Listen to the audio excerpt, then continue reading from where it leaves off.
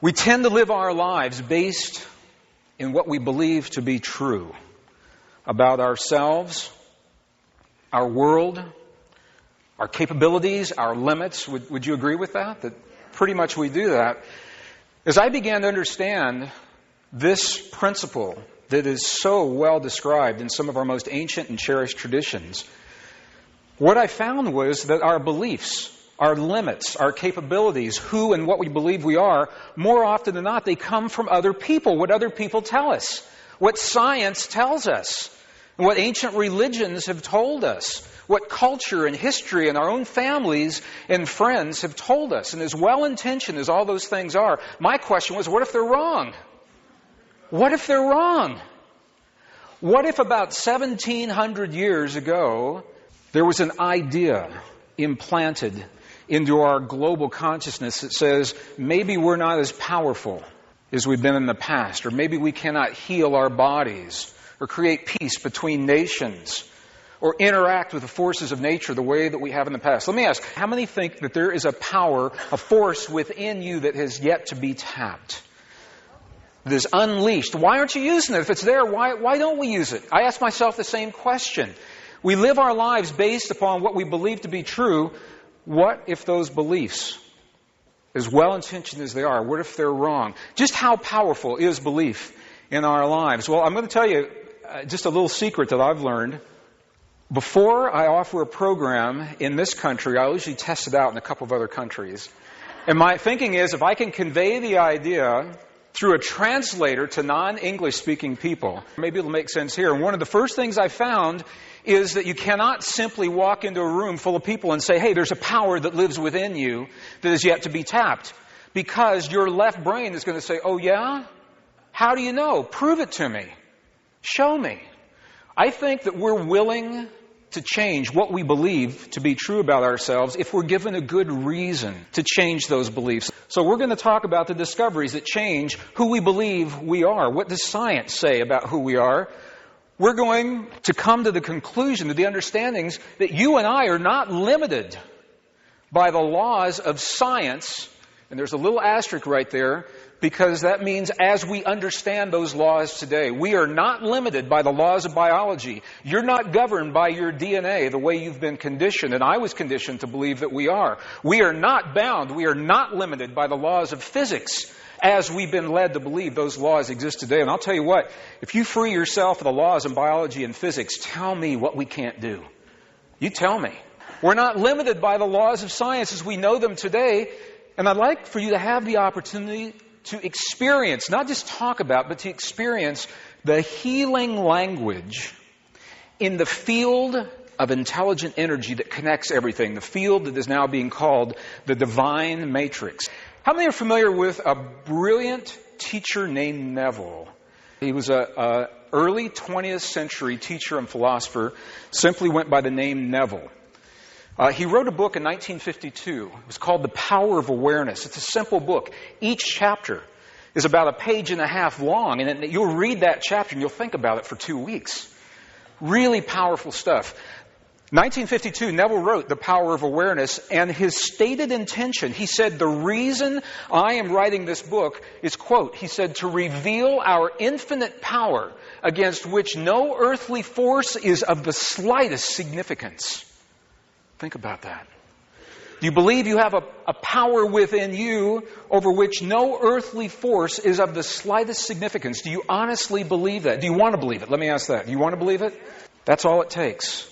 Because if I can share with you, together we can give our left brain a reason to think differently about ourselves. Our left brain then steps out of the way and frees up our hearts to experience the power and the passion of what that's all about. Neville described this power in us, and he used a catch-all term called belief. And I know you all have heard a lot about belief. I just want to give you an example of the power of the belief that Neville talks about. He gives case history after case history, true story after true story of the power of belief and the miraculous things that can happen. And one of the most poignant for me, he was notified of a young man who had been diagnosed by Western medical doctors, what they called an irreversible heart condition, and he was dying. And he had every reason to live. He had a beautiful wife. He had 2 beautiful, beautiful children. And he was in his 20s. And Neville went to his bedside, and the man didn't want to die. But he was so weak by the time Neville got to him. In Neville's words, the man had shrunk to almost a skeleton. He said he couldn't even speak. All he could do was nod his head in recognition of what Neville would say to him. And Neville began to ask the man, rather than wanting his healing or praying for his healing to happen. If you pray for something to happen, what have you just implied? Think about it. If you're asking for it to be present, even when it's well-intentioned, you may actually be acknowledging the fact that the healing isn't there already. Please let that healing happen. It means it's not there right now. We'll talk more about that. Neville asked the man, he said, I know you can't speak. He said, do this. Experience yourself as already healed. Not getting healed or on the way to being healed or the long, slow process of thinking about the possibility that you're maybe going to begin the healing process, because that's our conditioning, is that things take a long time, that they're slow and changing. Neville said, experience yourself already healed. He said, when the doctor comes in your mind, see this happening again and again. See the doctor looking at his chart in amazement and saying to himself, it's a miracle that this man is healed. 6 weeks later, Neville visited the man in his home. The man got up and walked out of the room a couple of days later.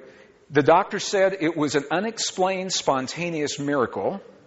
So they put that in a little pile and they say, we'll come back and study that later. But first, we've got to cure cancers and we've got to cure heart conditions, because it doesn't make sense. There's a disconnect in the Western medical model when you see that. Neville asked the man to experience himself as if he was already healed. How much power does belief really have? Maybe any firewalkers in here? Anyone here done the powerful firewalks? Amanda Dennison of Alberta, Canada, entered the Guinness Book of World Records for the longest firewalk on Earth. Now, I've seen firewalks 12, 15, 20, 30, 50, 100 feet long. She was twice that. What she did was this. She crossed a 220-foot pit with temperatures averaging over 1,700 degrees Fahrenheit. 220 feet, unscathed, not a blister on her foot. And I'm not recommending that you try something like this unless you're really prepared to do it. And firewalkers that I've known said if in the middle of that pit, if a doubt enters your mind, it's all over. But that didn't happen to Amanda. She crossed this 220-foot pit, averaging 1,700 degrees. And the question is, when something like that happens, she has no injuries. Why? Why would she have no injuries? What is it within her that allowed her to have an experience that physics says shouldn't happen? What is that? You tell me. Belief, of course. It's her belief. What is the common link between Amanda's firewalk and Neville's young man with a heart condition? What is it within both of those people that allowed them to transcend the condition of their lives? This audience participation. What was it? Of course, belief. And we know about belief. Rarely is belief defined for us. And I felt like it would be an honoring thing to do to define what we're about to talk about so we can talk about it. And I know belief means something different, deep and personal to everyone in this room. For the purpose of what we're doing, I'd like to define belief as a marriage of thought and emotion. When we are marrying our thoughts and our emotion, what we do is we are literally translating the invisible energy or the waves of a quantum possibility into the visible matter or the particles of our real world. Quantum physicists tell us that there's a field of energy that connects everything, and in that field, all things are possible. Everything that you could ever imagine is possible in that field. Everything from the lightest of the light to the darkest of the dark. All the greatest pain and suffering and all the ecstasy and the joy and the abundance and the healing. And this is why I believe so many of our most cherished and ancient traditions say very clearly that you are already healed. Your healing has already happened in this field. This field is the blueprint for everything that happens in our world. The healing's already happened. What we must do is claim that blueprint for our lives. And the way we do it is by marrying the thought. We think about something. This is our modeling. In our minds, we think of the possibility of our healing or our peace or our abundance or our perfect relationship or our perfect success or our perfect careers. And into that thought, we pump the power of our love for that thought, or our fear, or our hate for what it is. And when we do that, that is how we translate the waves of possibility into the particles of what we call reality.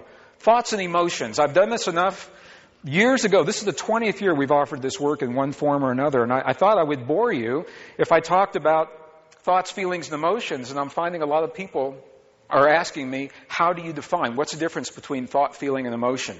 So are you okay if I do this just for a minute? If we make this definition and then we'll move on from here.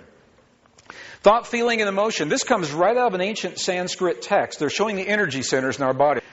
What the ancients say, and this particular form is in the Sanskrit tradition, they say that we are capable of only two basic emotions in this world.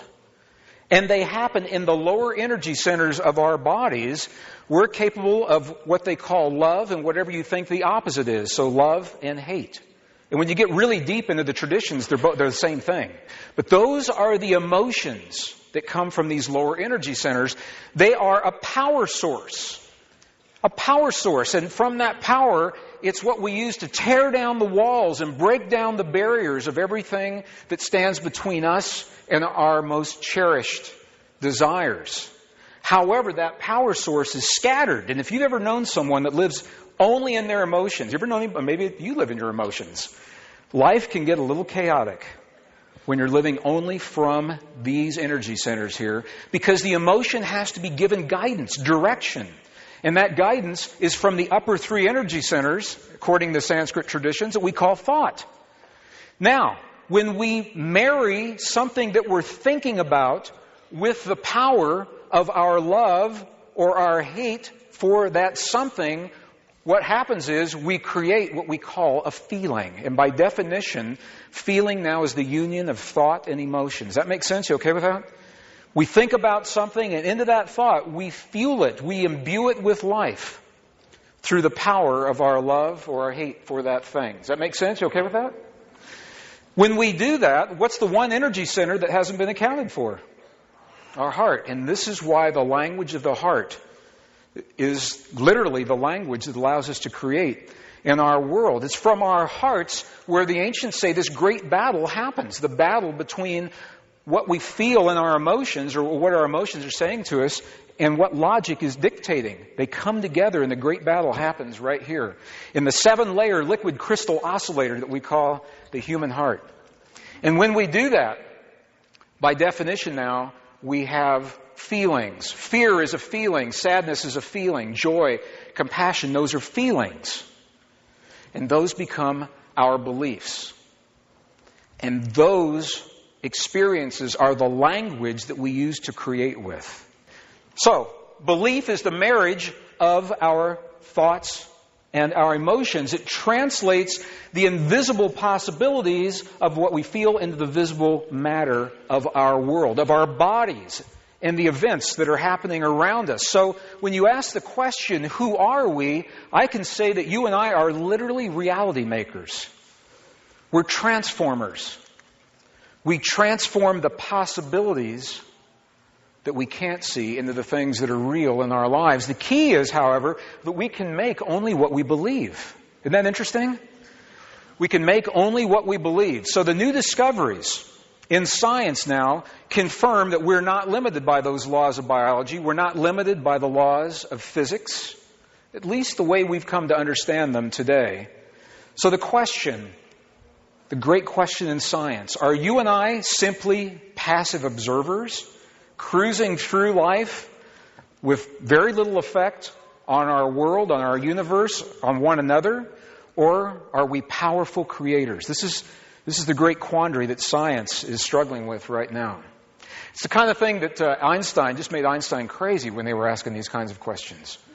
So I'm going to share two very different belief systems about who we are, and then I'd like to share the science that has only come about in the last few years, and then we're going to take that into a Tibetan monastery and find out what their texts say, and then we're going to apply it in our lives. Einstein, I was surprised when I read this because I thought Einstein was much more holistic. But what I found was this: Einstein was of the belief. He said, we live in a world which exists independently of us humans. He said the world can take us or leave us. The world really doesn't need us.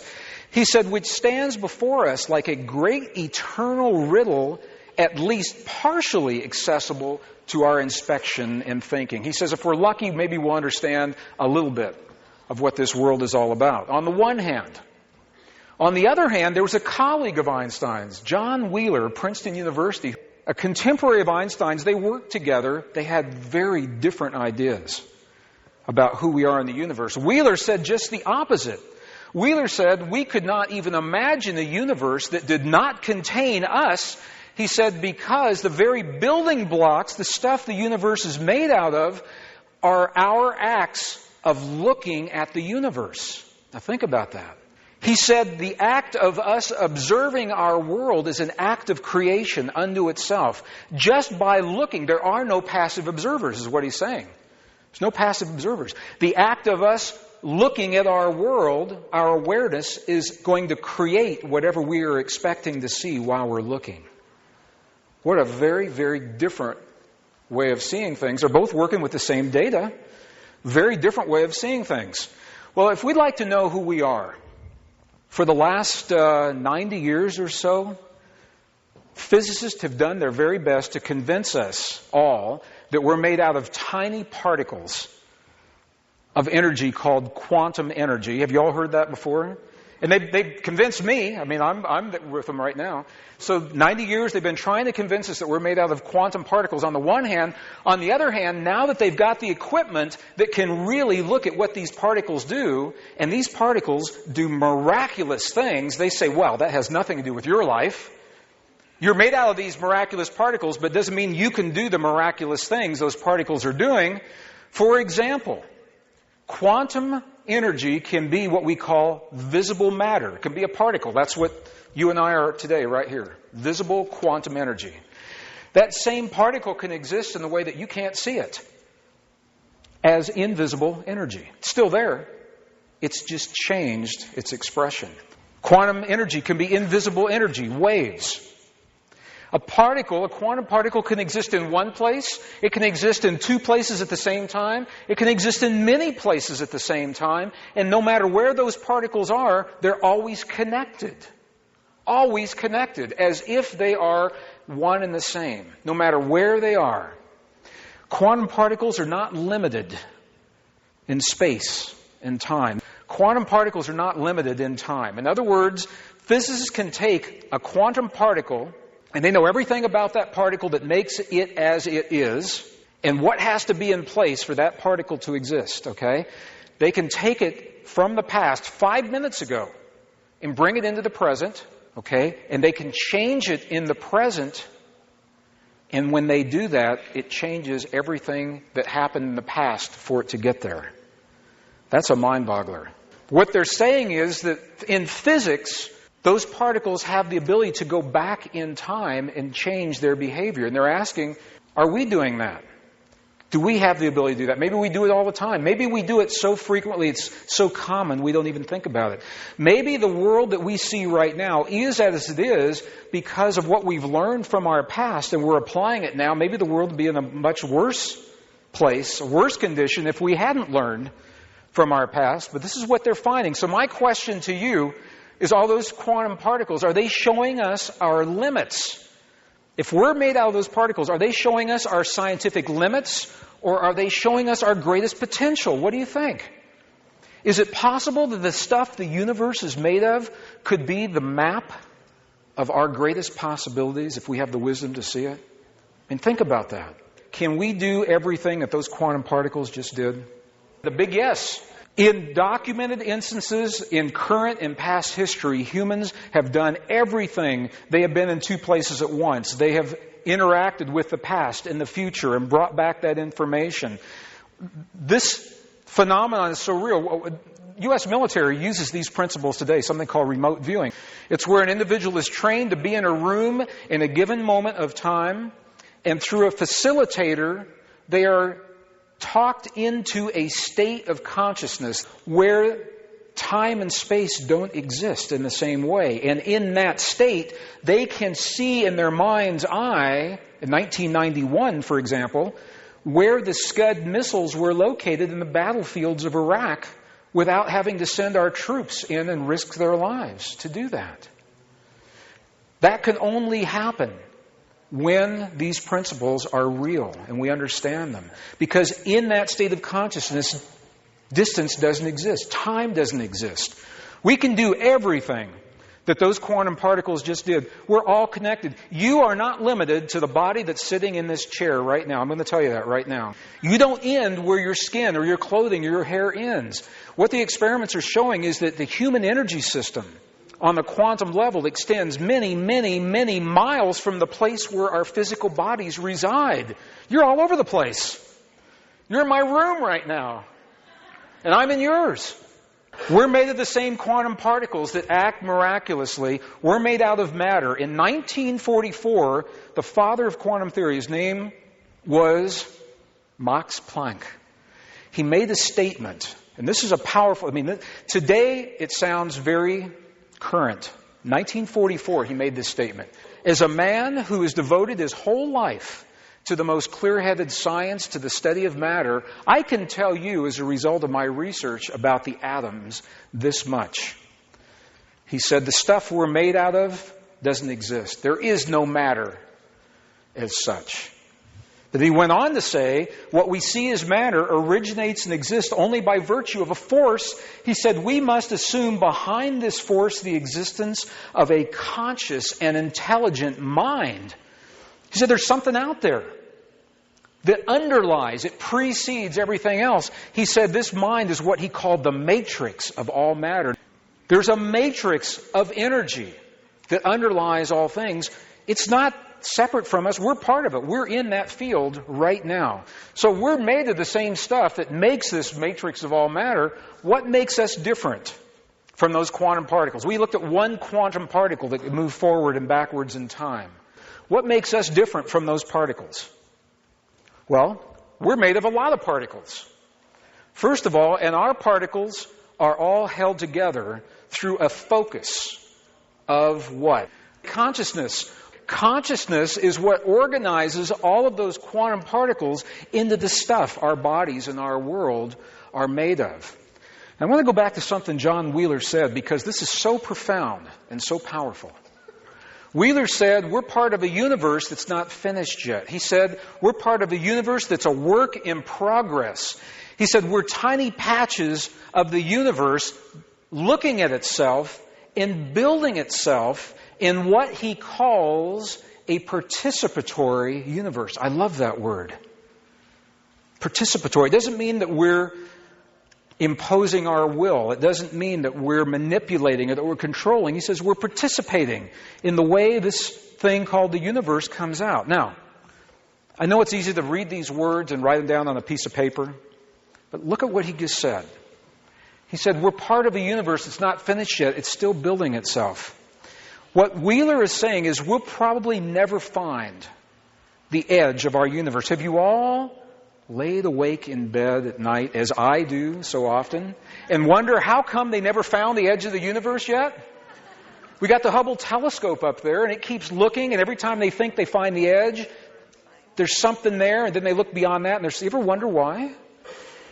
Or you ever wonder why we haven't found the smallest particle of matter? We've been trying this since the 1940s.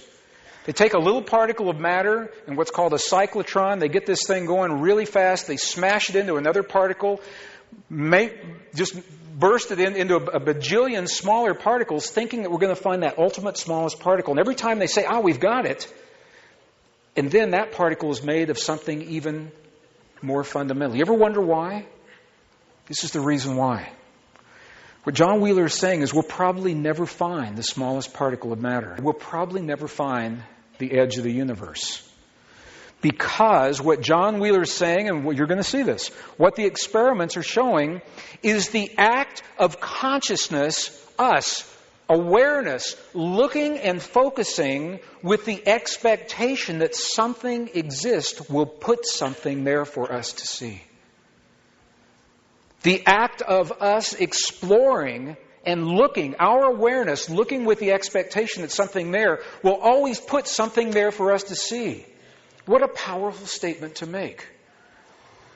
And if you're not an astronomer and you're not a physicist, this still has relevance in your daily life. Think about this. What does it mean when you're conditioned in your world to be afraid of all the things that can happen to your body? Or all the things that can happen in that big scary world out there. And so every week you examine your body looking for something to be wrong and searching with the expectation that maybe something is there. I'm not saying not to look. I'm saying it's the consciousness that's there while you're looking. If you're looking with the expectation that something there and you say, well, it's not there this week, we'll see what happens next week. Can you see the implications? Can you see the difference between simply looking and examining with the fear that something might be there, like a lump where it's not supposed to be? You get where that's coming from? Powerful. This is powerful stuff that Wheeler is talking to us about. Bottom line right now, an intelligent field of energy unites everything in the universe, number one. Number two, the stuff we're made of is a materialization of what's in that field. All the good and all the bad, all the light and all the dark. The field doesn't know about right and wrong and light and dark. It's a neutral field, unbiased. It simply allows us to create within this field. And the quantum language of belief and emotion is what gives us a power to translate what's in that field into what's real in our world. And I'm going to share with you why it is that you and I are wired to create. It's impossible not to create. If you're in this world, if you're alive and conscious right now, you're creating. The question is, do you know what you're creating? You're making something right now. You're having a conversation. You and I are engaged in an ongoing dialogue with this field, this intelligent essence. And the field is talking back to us. It's answering us. If we have the wisdom to recognize we're feeling feelings in our bodies, that field is mirroring back in our relationships, in our careers, in our abundance, in your checkbook, in your relationships, what it is that you've said. This is leading to a new science and a new spirituality. It doesn't even have a name yet. It's based on beliefs. A lot of scientists are having problems with this. DNA doesn't govern our bodies anymore. Our beliefs govern the DNA that governs the body. As a dear friend of mine, Dr. Bruce Lipton, has so brilliantly shared. It's called epigenetics. To some scientists, it's a big deal. Bruce has been doing it since the 70s and talking about it. It's based on belief. So the question, what do you believe about yourself? I'm choosing 3 representative experiments. There are others out there that show the same thing, but I thought these were good representative experiments to show you why we are not passive observers in our universe. Experiment number 1, this first one was performed in the University of Geneva in Switzerland. I was wondering, why wasn't it on the cover of USA Today or Time Magazine? I mean, this is some pretty big stuff. But they make it sound very technical. It's not that people didn't know about it. This experiment was reported to over 3,400 journalists, educators, scientists, and engineers in more than 40 different countries on Friday, July 25th, 1997. About 1 o'clock in the afternoon is when it happened. What they did was this. They took a particle of light called a photon, and they wanted 2 identical particles, so they took this one and they split it in half and made identical twins. So now we have photon 1 and photon 2.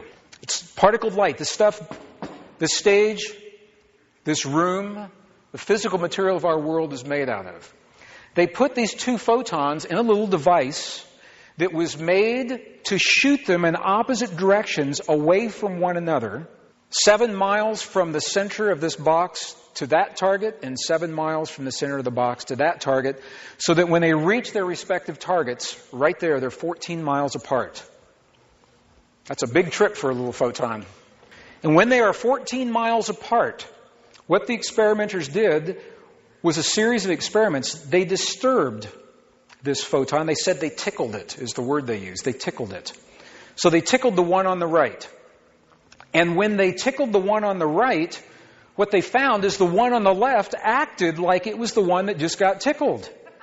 Even though they're 14 miles apart, they act like they're still connected. This is important to you and me, believe it or not. The question is why? Why would that happen? What the researchers have called this phenomenon, if you're reading any of the new science out there, it's called entanglement. I love that term, entanglement. What this experiment showed was that particles that are once joined physically, even when they're separated, remain linked energetically. It is important because it implies that once matter is connected, it's always connected. What is the moment in physics, or the moment that physicists say all things began in our universe? What do they call that moment? If we go back in time to the beginning of the universe, what's that moment? Call it the Big Bang. But what scientists say is there was a moment in time immediately after the Big Bang that our entire universe, if you could take all of the space out from in between the particles that make our universe today and take all the matter that remains and compress it. They say there was a moment in time when our entire universe was about this size. It was about the size of a single green pea. When I'm talking to these scientists, I said, well, tell me about this green pea. And they said, when this happened, the temperatures were estimated to be about 18 billion million degrees Fahrenheit. And I said, oh, come on, how do you guys even know that? And they said, okay, we don't, but it was hot. Okay, it was really hot. We know that. A long time ago, it was really hot. And then it began to expand. The hot universe, the hot green pea started to expand. And it's still expanding today, according to the theories. But here's the whole point of doing this. Is because it was once compressed into a single connected particle that is called the Big Bang singularity. What does that say about our universe? The instant everything was once physically connected. The experiments are showing that once things are physically connected, even though they're separate, the energy is still linked. And for me, this was important because I can't tell you how, ever since I was a kid, we live in the high deserts of northern New Mexico. And the native traditions in our part of the world, they always say everything's connected. And you want to believe it? And you say, yeah, everything's connected, everything's one. But it doesn't look connected to me. It doesn't act connected. But this is telling us why we can say this and why we can say it with certainty.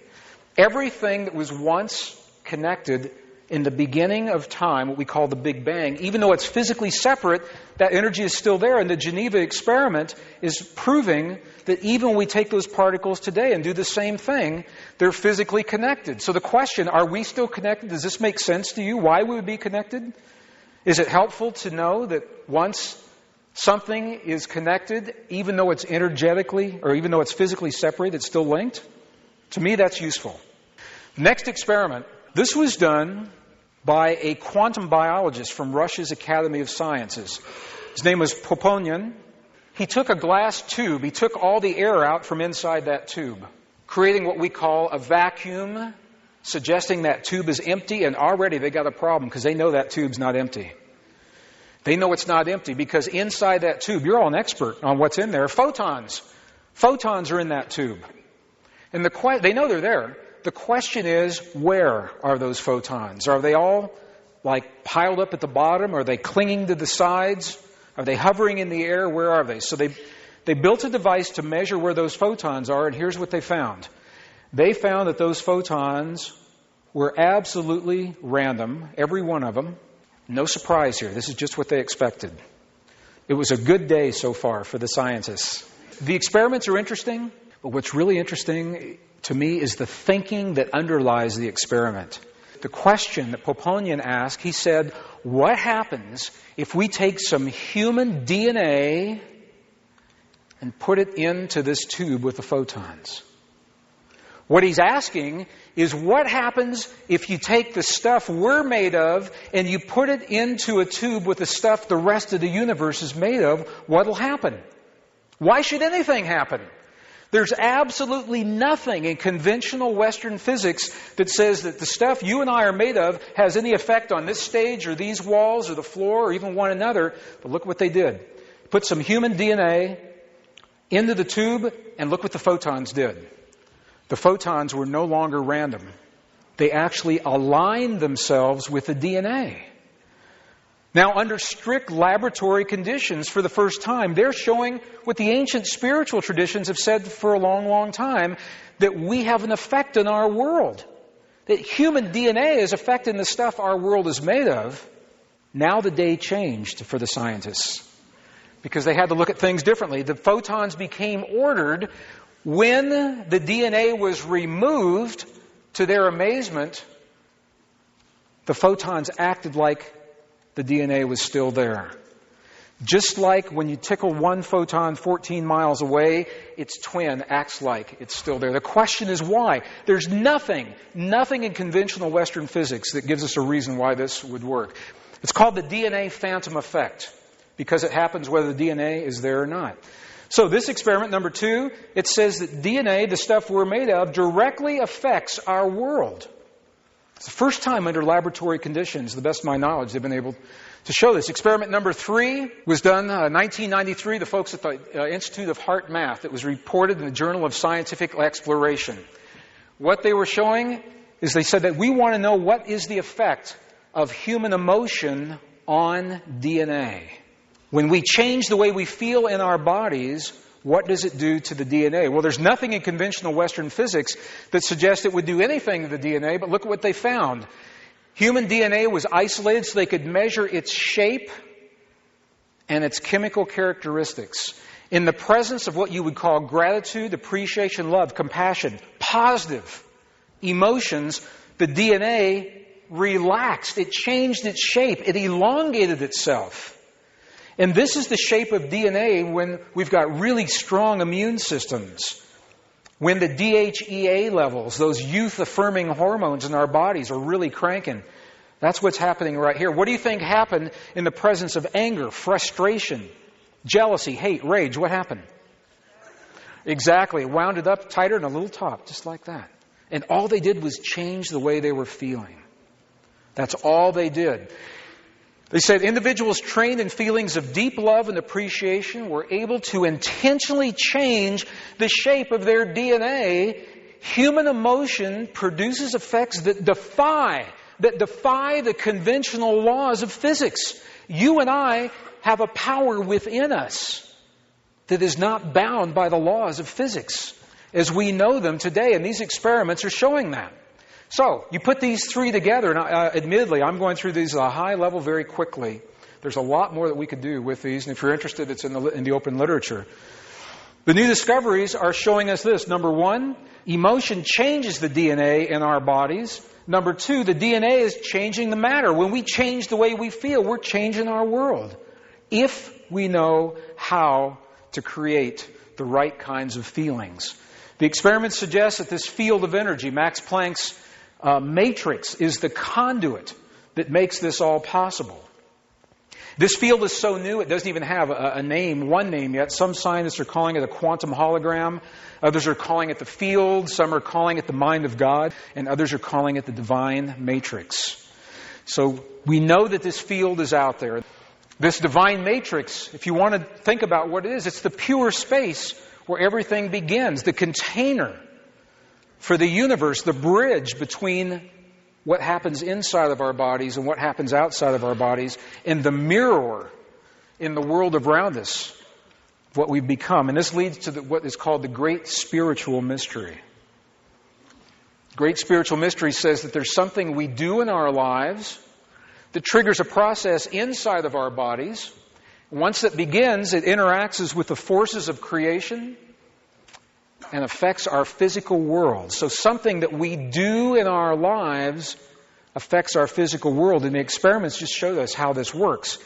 If we don't understand it, it's a miracle. But if we do understand it, it's a technology. And it is in some parts of the world. This is a technology.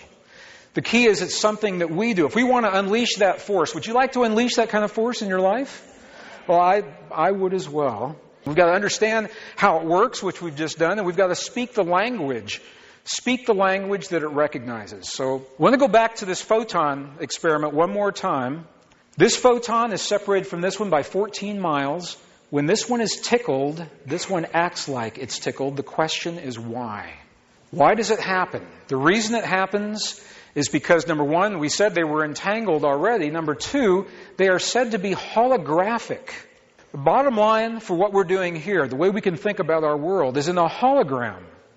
Every fragment of a something mirrors the whole something. Every little piece of a something mirrors that whole something. So, for example, if we're looking at the universe and we cut the universe in half and cut those in half again, every one of those fragments would mirror the entire universe. And you can do this again and again and again. If every fragment mirrors every other fragment, and you make a change in one piece of the universe, what does that mean for the other pieces? If we make a change in one fragment of our universe, it changes in all the fragments. This is important because you and I are holographic in nature. That's why your DNA works the way it does. That's why you can take the DNA from a strand of hair and you've got the DNA for your whole body, because that fragment mirrors the whole. You and I are holographic in nature. Every time we make a little change in terms of the way we feel about our world or our bodies, that change is mirrored to some degree in the world around us. So, with that in mind, when we go back to this experiment, this is important. This photon right here had an experience. It was disturbed. It was tickled by the researchers. This one acted like it had the experience. How did the information of what it felt like to be tickled from this photon get 14 miles over here to the second photon? How did the information get from here to there? Or did it? Did the information have to get from there to there? No, because of the holographic principle. It says that once something changes in one place, it changes everywhere. That information was already there. It didn't have to travel. This is the reason why your prayers are so important. When you pray for your loved ones in the battlefield and you say, how does my prayer get all the way over there halfway around the world? You don't have to get your prayer there because a part of you is already there. That prayer is already there. The key is to focus on the clarity of the prayer in your heart. And it's already there. We are affecting the world in ways we're only beginning to understand. However, most people do it unconsciously. If we're all unconsciously muddling through the world, none of us have that much of effect.